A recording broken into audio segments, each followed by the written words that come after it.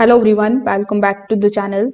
In today's video, I'm going to show you exactly how to fix V380 Pro camera not connecting to Wi-Fi in 2026. So in order to fix this issue, the very first thing that you need to do is you need to use a AP hotspot setup instead of the normal Wi-Fi setup. Now in 2026, many V380 Pro cameras fail with the direct pairing.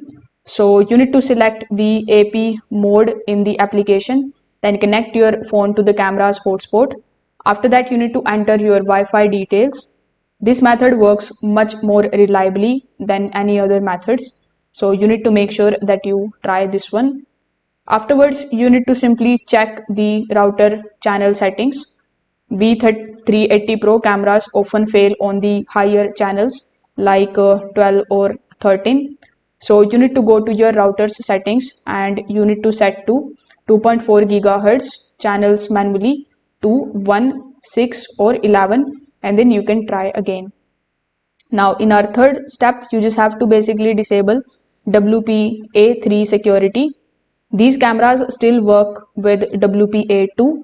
So if your router is set to WPA3 only, the camera will not connect. So you can try switching to WPA2 or mixed mode. Another important fix is time and region syncing. So if your phone's time and the region is incorrect, your app may fail to connect the device to the server. So you need to basically set your phone to the automatic date and time, and then you can just simply retry the setup. Now, if the camera is not saying wait for connection or blinking properly, it simply means that it's not in the pairing mode. So you can just simply reset it properly by holding the reset button until it restarts.